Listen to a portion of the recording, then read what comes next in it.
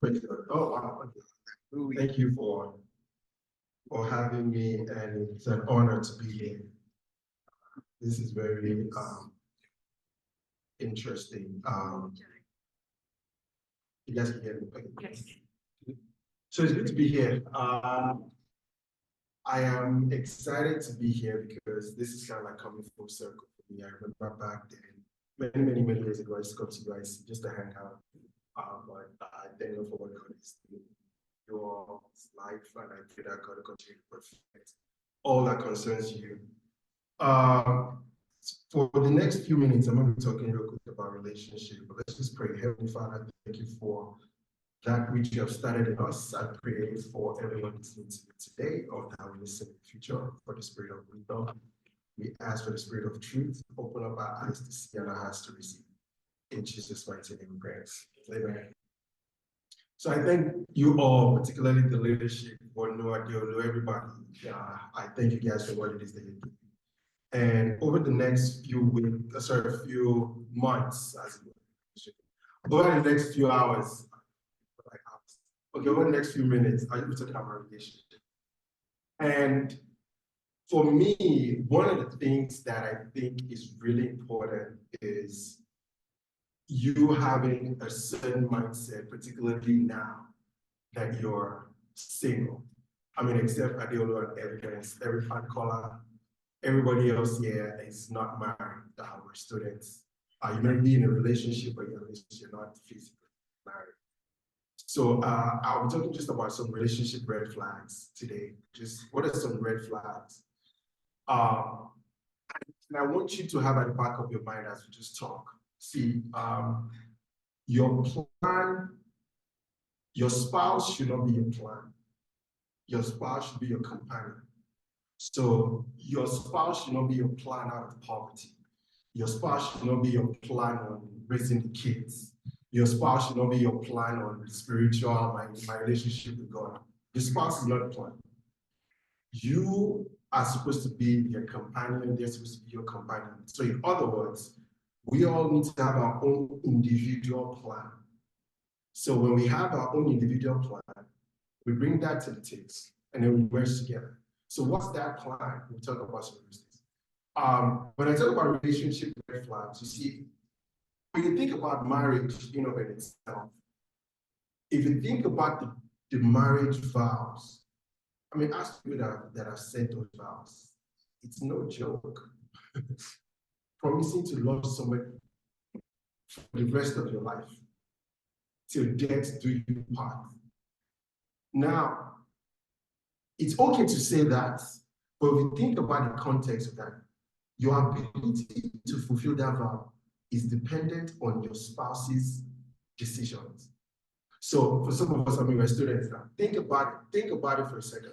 Your ability to get an A in a grade is dependent on your teammates, not just you. So if it was you, I would study, I'll do the homework, I'll do everything. But now we come and your lecturer is saying, or the professor is saying, okay, I'm going to score you not just on individual effort, but as a group. Then now, all of a sudden, you're thinking about that person. And remember, okay, Johnson was supposed to do his homework and send the assignments. If Johnson is not doing it, you're calling Johnson, what do you need to get this done? Because even if you want to fail, I'm not going to fail with you. Me, I need that A. So that mindset is crucial when you get married. Teamwork is not just about me. Now, how do I compromise? How do we work together to achieve common goals? You see, at this stage let me just say this stage, but the fact that you're single and you're in college or university, grad school, or whatnot, it's important for you to understand the place of feelings and emotions. For the guys, if 10 fine women to walk past here now, all of those 10 attractive women, you want to talk to. You may not eventually talk to them, but you would want to talk. Oh, she's pretty. I'm single. Oh, maybe this is the one, maybe this is the one, maybe this is the one. Same thing with women. If you see 10 attractive men walk past, oh, if that's it. So there's something about attraction that pulls you to that person. But what will ultimately keep you with that person is the person's character, the person's mindset, the person's behavior. So we're going to be talking about just some basic things about red flag. Now, I want to define what I mean by red flag here. And when I talk about red flags here, red flags are, think about it as for those that drive. So you're driving your car, the check engine light comes on. If you're driving, certain lights when they come on would tell you certain things that you make, certain decisions that you make. For example, if you're driving your car and the fuel tank light or the light that signifies gas is low comes on, automatically you're thinking, I have to go to the gas station. That's not going to wait till next week. Particularly if I'm driving 70 miles, if I still have 70 miles to go and the gas light comes on and says you only have 5 more miles to go. That's not I'll do it next week. That's drive right now, immediate. I need to make a decision here and here right now. I need to go to the gas station. Now, if your check engine light comes on, you may have a few weeks, you may have a few months. Some of us, like me, have driven my check engine light for years. I mean, I just, as long as I crank it, it starts, let's go. So, but others, okay, the check engine light, you take it to your next fuel change. If the wiper fluid goes low, so depending on what the signal is, that would determine what decision you're going to make. Now, red flag in of in itself is not all red flags are deal breakers, is what I'm trying to say. Certain red flags you can work with, but other red flags is I have to make a decision here right now. Do I want to continue this, or do I just want to tolerate this or just end it? You have to make those decisions. I'll talk about red flag. So the first thing that I want to say when it comes to a red flag is compromise. Now, what you compromise to get, you will compromise to keep. So what does that mean? You know for it, I'm just going to use some basic analogies here.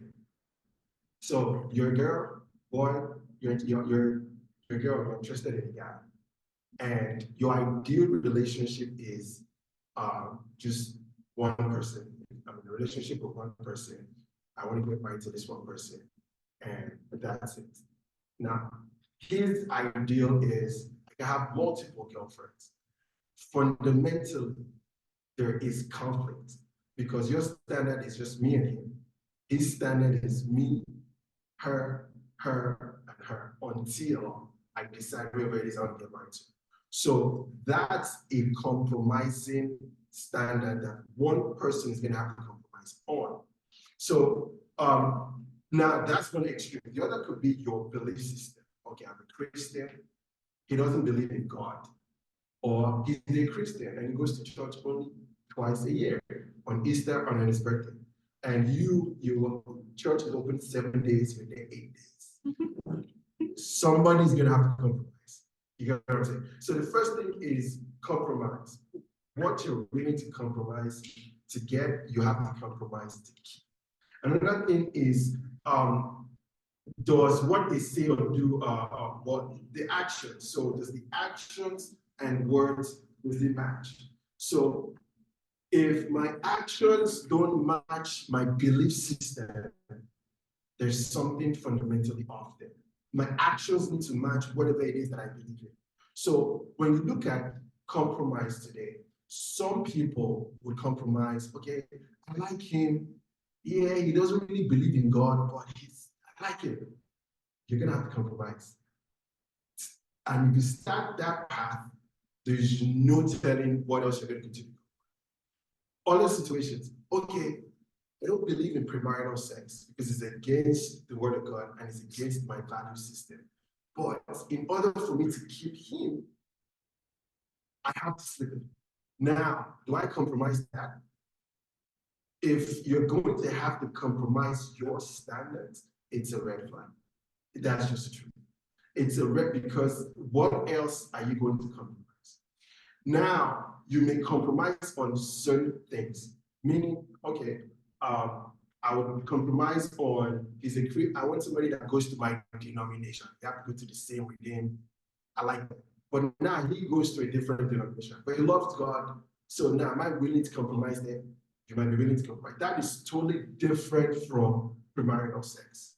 You see what I'm saying? So while we would still compromise at some point, you should not compromise at your core values. Does that make sense?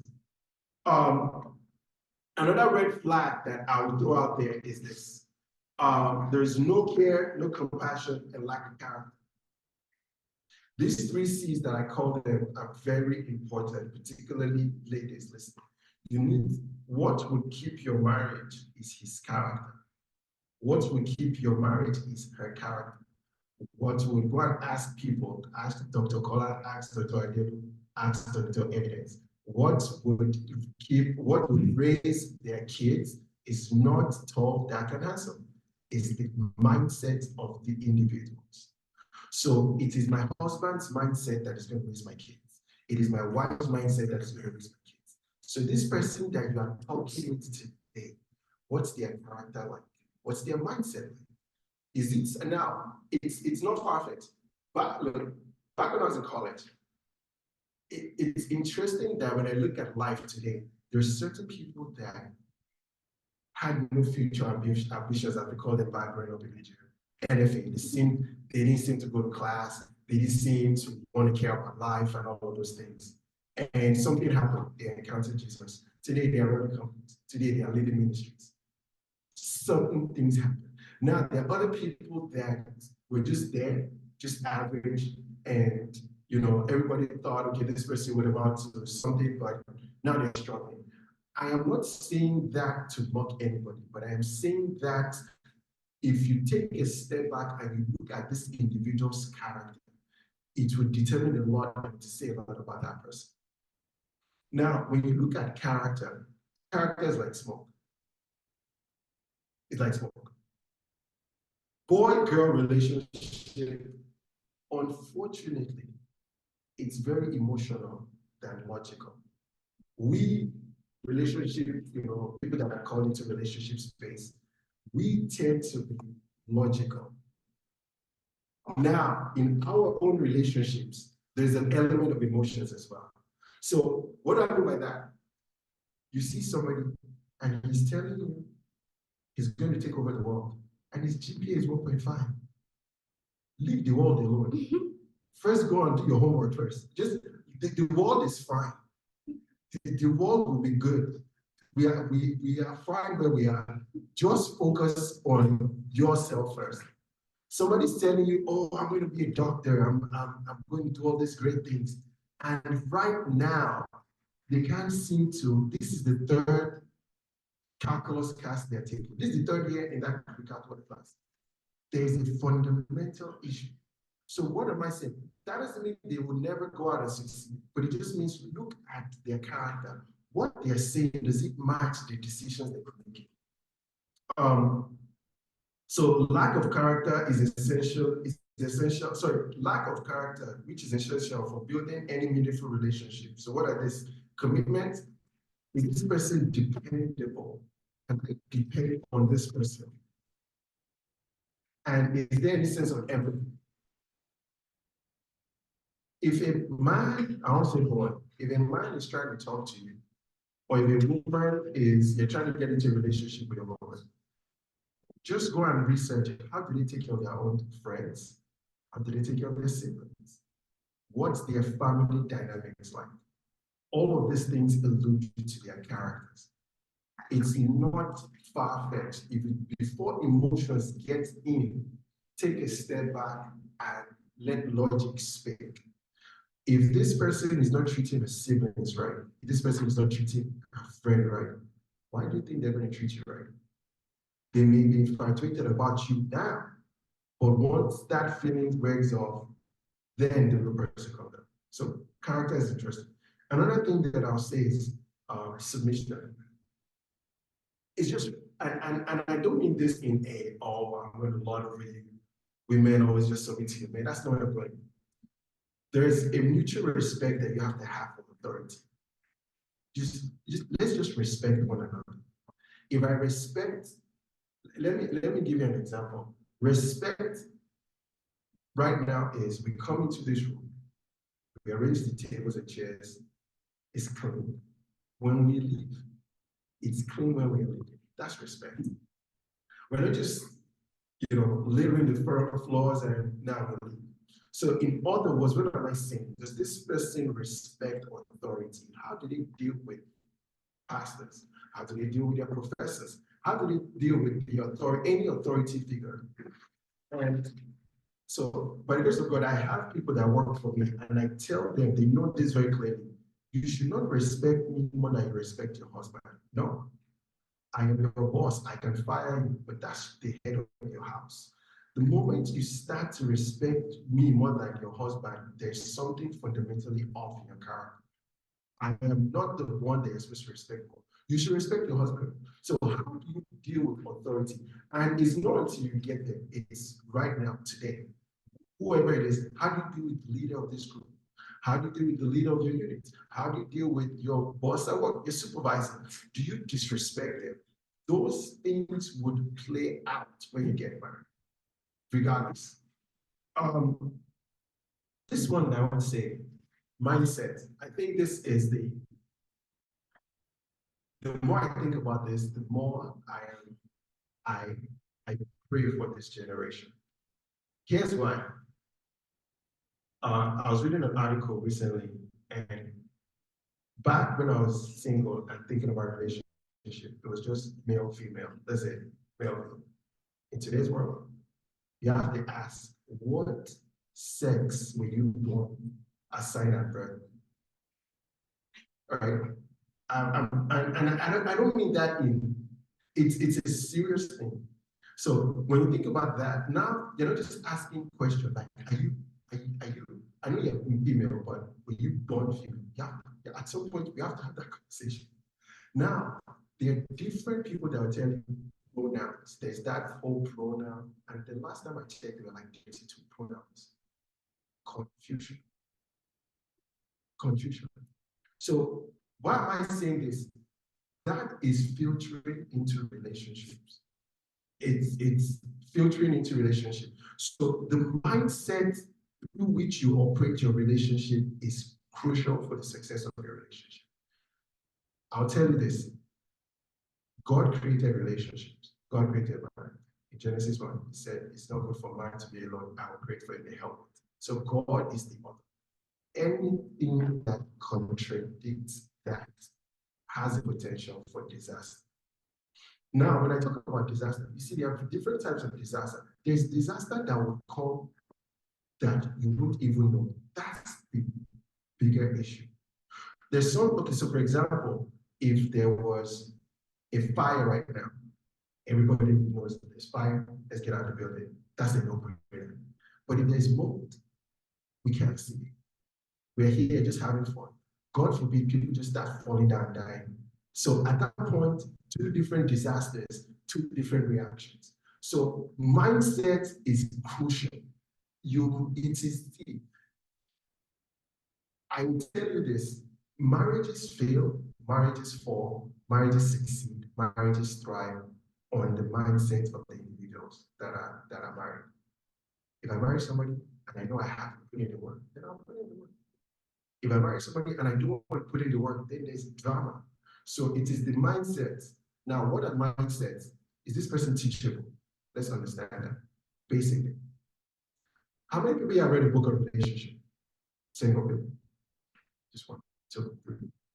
How many people? Four. Okay. So many times when I ask that question, the room is just silent. Most people don't read books on relationships. If I ask you now, how many people have read books on, you've read your chemistry books, your physics book, whatever major you study, you've read all these books. And then some of us have novels on the side. We have all these things that we're reading. So we're constantly feeding our mind in the things that we want. But relationship, we just leave it to feelings. And, oh, okay, she's cute. She's pretty. Okay, now she's just attractive. And now what? What do I do with that feeling? I don't know. Because I've not exposed my mind to reading about relationships. So we leave a lot of relationship things to chance. Anything you leave to chance is 50-50. And Yeah, I don't want to live my life to chance. If you're going to buy a car for the guys, I'm sure you do research. You go to Cargo, you go to Cargo, what's called, which one, how many miles can I get per gallon? How much, like, you do all this research, and then now relationship, you just go, oh, she's pretty, she's tall, she's attractive, and that's it. No, you have to read. You have to develop your mind. See, another thing that I'll say when it comes to mindset is this. Many of us, we have an image of the kind of relationship that we want, whether subtle or intentional. We have this image in our head. But here's the problem with that. Oftentimes, we don't know what we need to do to have that marriage that we desire. At least we know if we want to, many of us, we know if we want to get a PhD, like Dr. Wano, Dr. Audio, I don't care, I have to go to school, this, that. So it's thought out, I've done the research, and then I know this is what needs to be done. But what do we know how much work or what we need to do to have the kind of marriage we desire? It doesn't start when you're married. It starts right now for who you get married to and who you become first. If you're somebody that is not patient, trust me, to show up when you get married. If you're somebody that if you don't have your way, you're not throw tantrum, trust me, to get married. I was just talking to somebody at my office today. She was crying. She's 40 something years old because she didn't have her way. I'm like, I'm not a therapist there. We're running a business. We follow procedures here. Yes, in your house, you might be the coin. But what happens when you don't follow, when things don't go your way? Right? So I'm telling us that we have this high expectation for our lives and relationships, but we have no work ethics. We don't know what we need to do. How do I, for guys, I'm telling you, you cannot understand women. You have to either live with them or read about it. I'll tell you this. How many guys, if you go to a guy's bathroom, right? Like you come to your bathroom. I can guarantee you, I'm only going to find three things there. I'm going to find cologne, I'm going to find deodorant, I'm going to find one body soap. That's it. That's it. It's a why, exactly. Let's go to a female, a wife's or a woman's bathroom. There's shampoo for hair, there's shampoo to wash the soap off the hair. There's condition, there's face, there's one for the face, different from the one for the leg, and which is different from the one for the arm. Then my son went into our bathroom and he just saw lotion and used it. It wasn't lotion, it was some hair soap. I said, you don't just do that. So what am I saying? It's complicated. And the thing about this is you have to be intentional to understand who it is that you're getting married to and their space. So you don't wait to get married before you do that. You start today. I'll challenge you, a single person. Let's pick one book a day. We'll tell you one book, maybe one book a month, or one book a year on relationship. You just read it. This is how women think. This is how men think. This is what women like. Sometimes the woman says you no, and she means yes. And sometimes the man says yes and he means no. It's all coded. But I'm telling you, the more you expose yourself to materials, the more you start to understand it. So when we think about red flags, the biggest issue that I'll tell you is this. If you see somebody that is not willing to compromise, meaning on their standards that conflict. So if this person is saying, well, I don't believe in God, but I would get married to you, that's a red flag. Don't even entertain that. If you have somebody that is not teachable, like when I say teachable, not teachable, oh, thank you. Somebody that is not teachable, it's my way or the highway, that's a red flag. Relationships are built on compromises. So if you are always right, then I don't want to be with you. If you are always right, I don't want to be with you. Another thing is this person, what's your view of relationship? People think marriage is 50-50. It's not 50-50. It's not 50. It's 100%, 100%. You have to bring 100% of you every time. Now, I'll give you an example. I'm sure many of us have heard, don't marry a man that doesn't have money or can't provide. You heard that. But I don't think that's fair. There will be times where he may not be able to provide, and it is the woman that is able to provide. Now, what? He needs love too. Somebody needs to marry him too. Right? Somebody needs to think about that. So you're a grad student, you're going to graduate school, you're trying to do all these things, you're trying to do your PhD. So just think about this scenario. Janet and John, they meet at UIC. John wants to be a doctor. Janet wants to be an accountant. After 4 years of John reading biochemistry, he goes to medical school. Janet, after 4 years, she gets an accounting degree and she starts working as an accountant. That's it.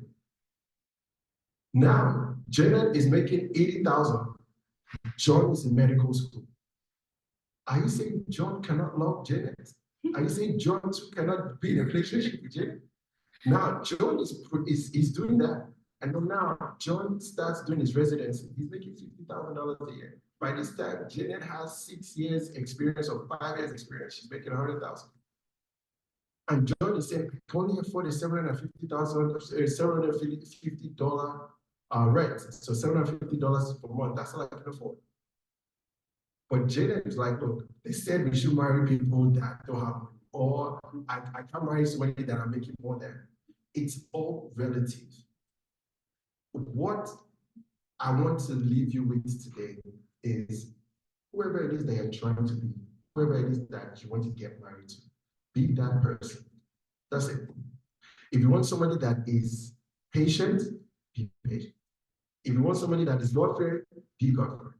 If you want somebody that will not compromise, you don't compromise. If you're that person today, you will be able to make sound relationship decisions. And you'll be able to attract that right person.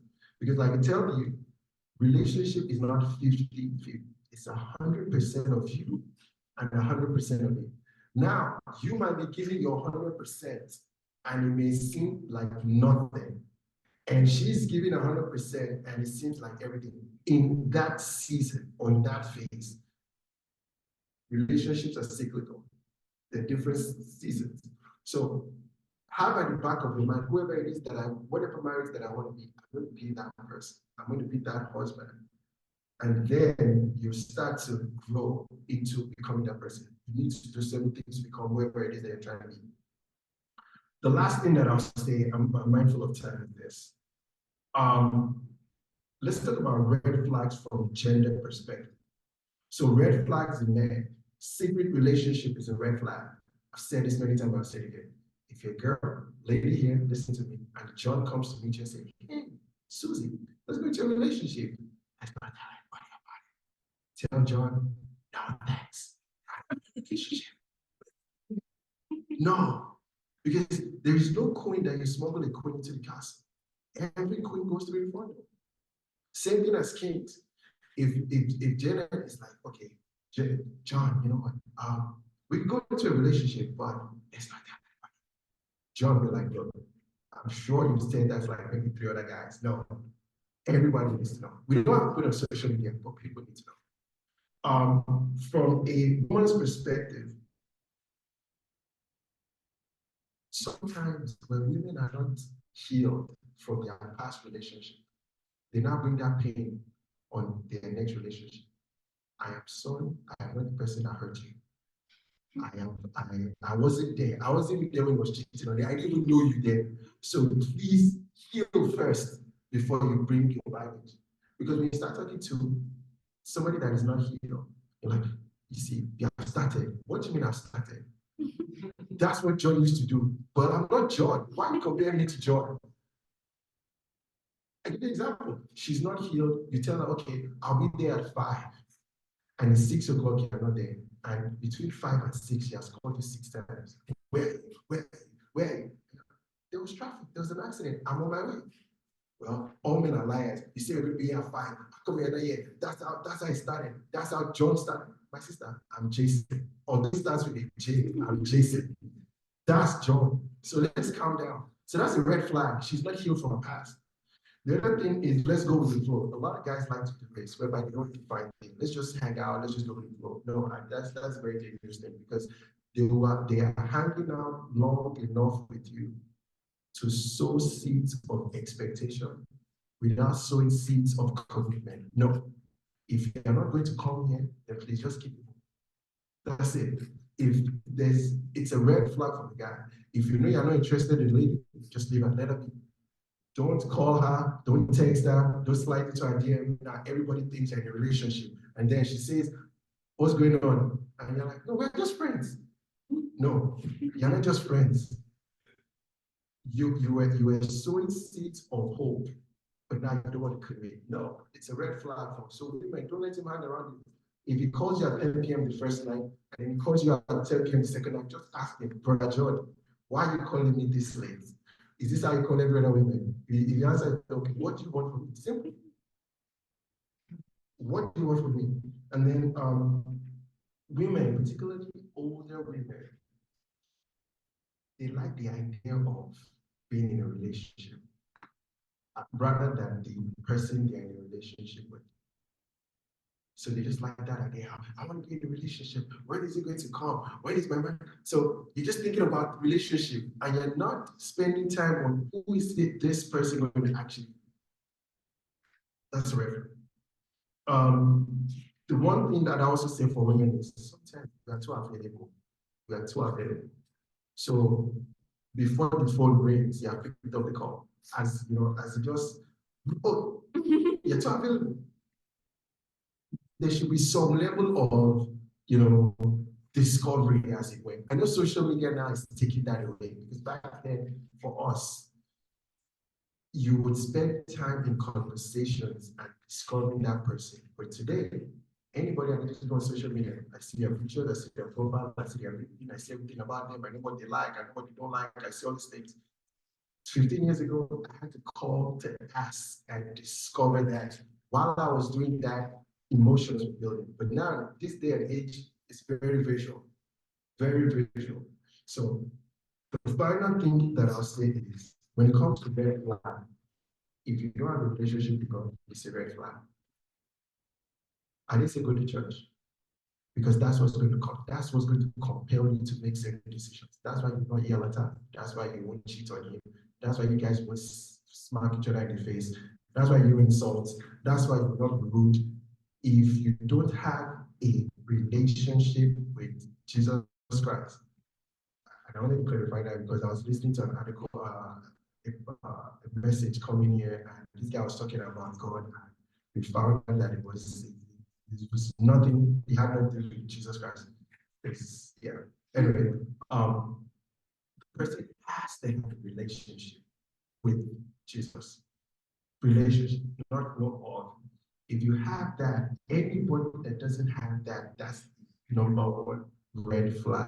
It's a red flag, because anybody, any man that has not submitted to the Lordship of Jesus Christ is a ticking time bomb. That's the truth. Because they will make decisions that will even surprise them themselves. If you don't have a relationship with Jesus Christ, it's a red flag. Yes, red flag. Yeah, come on. That's the foundation for relationships.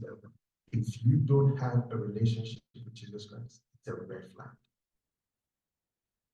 Red flags are, and particularly if you're a Christian and the person is not a Christian, it can't work. It's a definition of frustration, because somebody has to bow. Somebody's going to have to bow to compromise and keep that relationship. So if you don't have a relationship with God, it's the ultimate red flag, not just for relationship, but for life. Thank you. That's mine. I'll go into the question and answer because I think when it comes to relationship, that's where we can really add that. So I'm going to give us some time for Q&A and we'll go from there. Oh. Thank you so much. Okay, so thank you, sir, once again. So let's have questions. I shared some paper with pen. If you have questions, you can write down your questions, or you can just ask. Right, you just ask me. Don't worry. We won't bite. There's no stupid question. It's a safe place. So Yeah. let's get the questions coming. David, do you have any question for us? Yeah, go ahead. So what are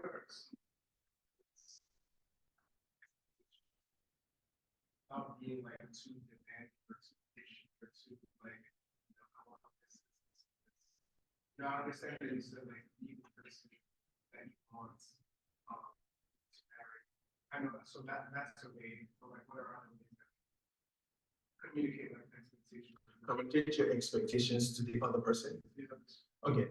I think the first thing is ask the other person what are their expectations. People typically are more receptive when you let them speak. So what's your expectation of a relationship? What's your expectation of me? A godly man.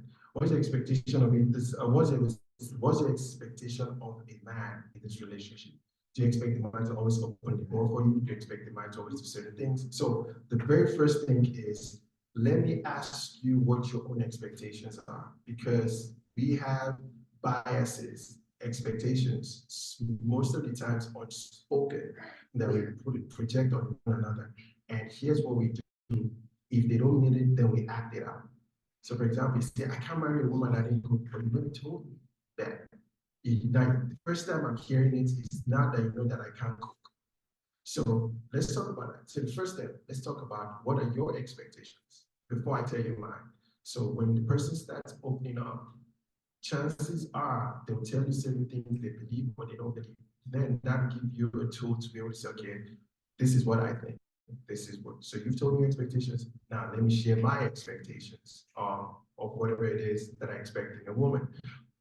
Then don't be, something that I also would advise is, so when they share the expectation of what is it that they're looking for, and you share your expectations, just be open. Be very, don't be, regardless of what, don't be too quick to be judgmental about the situation. Just be open. Now, how do you share your own expectations? You should share it in a non-confrontational way. You should share it with the why you believe in what you believe. So for example, if you have your expectations to be the provider, I'm going to be the one that is going to be responsible of the finances. I'm going to take charge. I'm going to be the one to provide resources. Let's say that's your expectation. You want to communicate the why. Because guess what? She may have grown up in a situation whereby the expectations that you have is contrary to what she has. So she can be like, she can tell herself, my dad was the provider. When my dad died at 45, I saw my mom struggle. So I told myself, I'm going to be the provider. I'm not going to depend on any man. I'm going to make sure that I'm standing on my own 2 feet. So now you come with this expectation that I am the provider. She's telling you, yeah, that's good, but I'm going to work too. Matter of fact, I'm going to try to make more than you're making. Now, you start to think it's a competition. No, you need to understand the why. So when you're communicating your expectations, communicate it, why is it important to you? So help me understand the why. When you tell them the why, it answers a lot of questions to them and to you. So it is removing stereotypes. Oh, men are this. Every man just wants this. Now you've taken that conversation a step further to be able to say, this is why I want to be the spiritual head of my house. This is why I think it's important for women to cook, or my wife should cook. This is why I want my wife to be a stay-at-home mother. This is why I want 5 kids and not just one. Whatever those expectations are. So let them speak theirs first. Then when you communicate yours, communicate the why as opposed to this is what I want. Does that make sense? Yes. Yeah. Thank you so much, sir. Anyone else? More questions? More questions? Have another one? Okay. What are some, or what are some relationship books that you recommend, especially for someone entering? Okay, there's some books. Things I wish I knew before I got married. Gary Chapman. It's a good book. Pastor Kingsley, you should eat all of Pastor Kingsley's books. Any book that Pastor Kingsley has written on relationship, whether it is 25 questions, A to C of marriage, praying for your husband, or praying, any book he has written. I have some that I still read by my bedside. So those any of Pastor Kingsley's books on relationship. But Gary Chapman, things I wish I knew before I got married. There's this other book, this is a book that I've read. Bill Thrasher, Believing God for His Best. That's a great book. It helps you answer the question of patience. Just wait. Just wait. Believing God for His best. Those are good books. I think so. I think if you start there, you'll be fine. Sir. Yes, go ahead. So what you say about like age? No, maturity is not age, but maturity. My wife is older than me. So, all right for me. 2 months though, but she's older than me. I was emphasize that.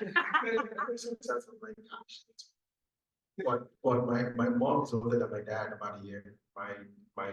My sister-in-law is older than my brother by about a year. So age for me is maturity. Yeah, the maturity of the individuals involved. And there was a relationship where the lady was older than the guy by 6 years. I told him, I said, don't do it because she's not your spouse, she's your mother. I've seen you guys interact for hours now at the place, and she's mothering me. She's literally mothering me. And don't do it.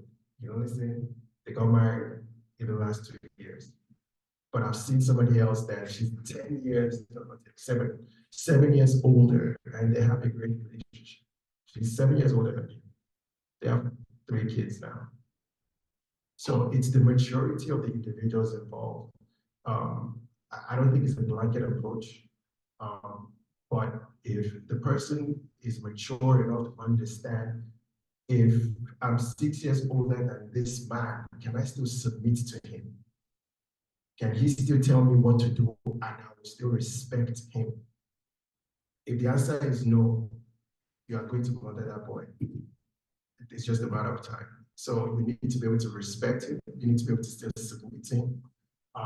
Now, if the vice versa, if the guy is 10 years older than the lady, you need to understand the generational gaps. By the time you are yawning at 7:30 and she's saying she still wants to go out and hang out or she wants to do dinner, you should be willing to keep up to that pace. So if there's a 10-year gap, your solution is hit the gym to stay in our world. Hit the gym, you know, just hit the gym. So there are things that you have to do, but age, no. That's it. It's more maturity.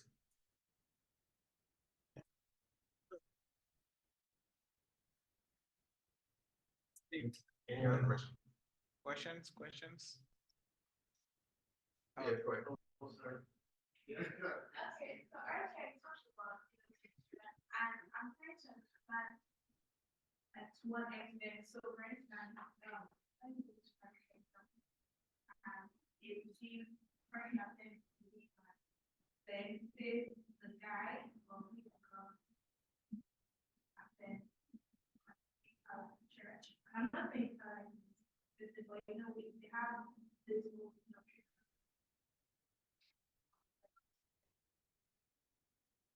well, you know, the guy will come. But then I believe you are a kind of guy. Try to look good. I'm not saying that you're too very because you love me. Like, I'm not really sure this can see yourself in that kind of space and not feel like, even if you end up compromising and operating on that, because of that, you still feel like, I don't know,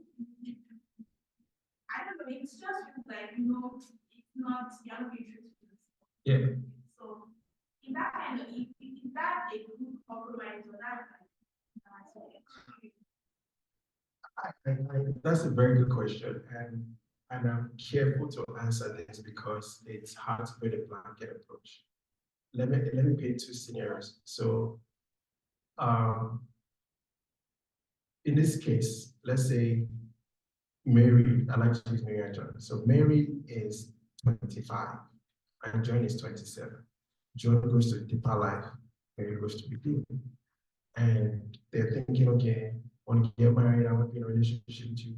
And Mary is considering it, why not? Do I, that's a different compromise than Shade and John and Kone. If Shade is 38, I will tell Shade, you better go to that wedding. Because now there's the age factor in it. See what I'm saying? So I'm going to just make a basic assumption, because when it comes to relationship, you'll find out that there are always a little bit of twist, nuance here and there. But I don't think it should be a deal breaker.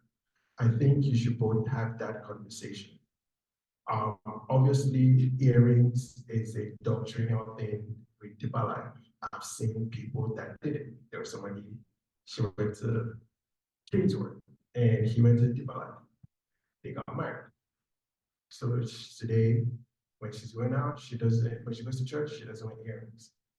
But when she's going to work, she pops her earring on. When she's going to wedding, she pops her earring on. So does that mean you are, so certain things you'll find out that, I don't say they're man-made rules, but as you start to get into that space, if you guys sit down and let's have a conversation on, okay, if I go to your church, I come to my church, what are the things that happens in your church that I don't like, on vice versa. Some others, it could be prayer. That your church, they pray too much. I pray, but I'm not going to pray for 10 hours. Like, I'm not dying to Jesus. Why am I praying 10 hours? So when it's time for praying for 10 hours, I'll go out and sleep or I'll do something. You can pray for us. If that's the compromise, that's the compromise. So I don't think it's a blanket approach, but in that instance, I think they should talk things through. And if the woman is willing to not wear earrings to church to keep him, because everything else checks out, he's a good guy, he's a girlfriend, there's attraction, there's chemistry, there's all those things there. I think it's worth it, in my opinion. Yeah. Go ahead. So, yeah, I think kind of like just asking the question, so just kind of like see how let's get the spiritual side of this. Let's say guys who go this church, and I'm not just saying from the church, like kind of has this common to ministry. The grew up in the church is always known everything about this that, and then we have to get off about ministry and also has an understanding or has a hunger that ministry as well. So now when they get married, now I know at some point you might want to talk about like son maybe but you're talking about how the material. So how does that play out? So if you have a covenant and you feel that this covenant has to be in your church, then it's a no-brainer. I don't think you should go outside of that covenant, because you are always going to feel this is what it is. Now, here's what I'll tell you. You can start out that way, and then you go to other places. So, for example, except God says you must never live with you, or you must never leave this church. If it will be one of the things that will validate if that person is for you or not. So if you've always been in this church, you have a covenant with this church. Beyond just going to church, you've established, like you said, there's foundational, there's doctrinal, like you connect to this ministry beyond the surface. Okay, Now, if somebody else that goes to another church, those will be the questions that you ask. Okay, God, this person goes to a different church and has a different covenant. When we get married, if I brought this person my way, are we supposed to now go and find our own church and establish a new, like having those conversations and letting God guide you? But it should be, if you have that covenant, you should not go out of that covenant until you have come to a place that I know that A, I'm able to go out of this covenant, or B, I'm going to stay here. So if you're going to stay here, then just stay there. God will bring the person within that covenant. But oftentimes, I tell you this, and I may be wrong about this, it's rare. It's rare for you. I mean, I'll give an example myself. I was in that situation. My wife grew up in Kingsworth. That was the first ministry she had. She had ties to it, like grew their ties. I didn't grow up in Kingsworth. I didn't. I grew up in. I grew up Muslim, and then I went to a white government church, and then I found my way to Kingsworth, and I've been in Kingsworth like 5 years. Everything was good, and then Pastor Mano was leaving, and God said, "Follow him." How am I supposed to go and say follow him when we're starting out? No, and I said, okay, I didn't plan to leave Kingsworth because I knew it was important to her. Those were her ties. I grew up there as well. So I said, God, talk to her, prayer, let her pray. She comes, she tells me she thinks we should leave. I said, okay, thank you. And then we moved. So I think that there are ways to go about it if it's true spiritual covenants that you have in specific ministries. It doesn't mean that you can go outside of it. It just means that you should let God lead you out of it. You see what I'm saying? Because you need to settle that. Otherwise, once you leave, if you leave and you have a flat tire, it's because you left that ministry. If you leave and you get fired, it's because you left that ministry. If you leave and something just happens to you, you're like, okay, yes, I've left. So it's very psychological, which you have to handle before you go. In my opinion, I don't think it should be a breaker. I think, except God specifically says, never leave this covenant. I don't know that was voice, but he said, if I saw, never leave this. Yeah.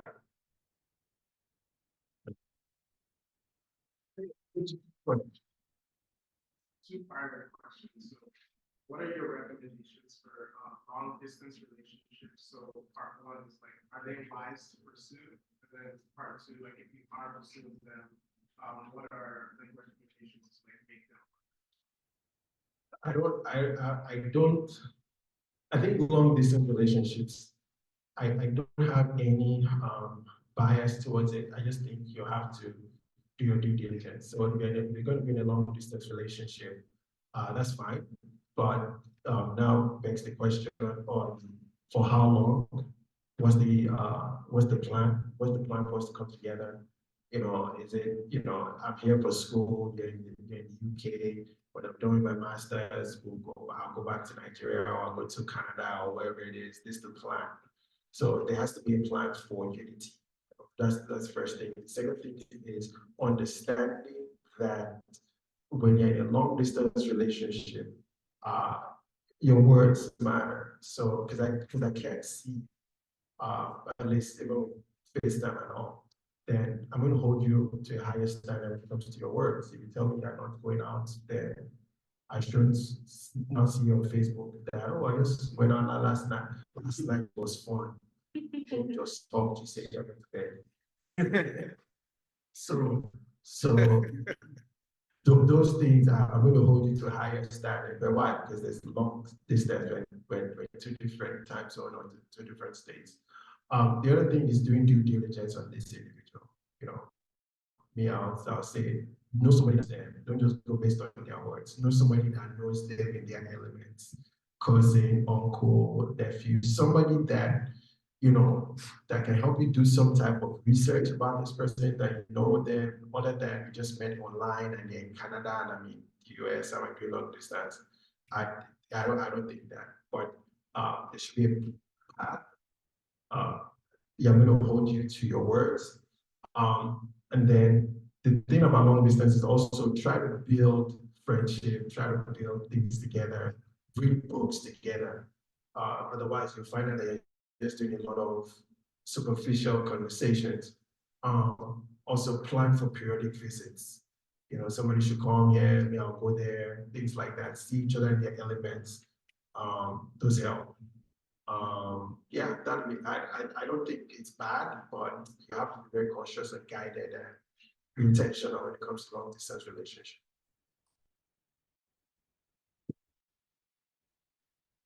Right. Okay, I think that will be it. Thank you so much for the questions. Thank you so much.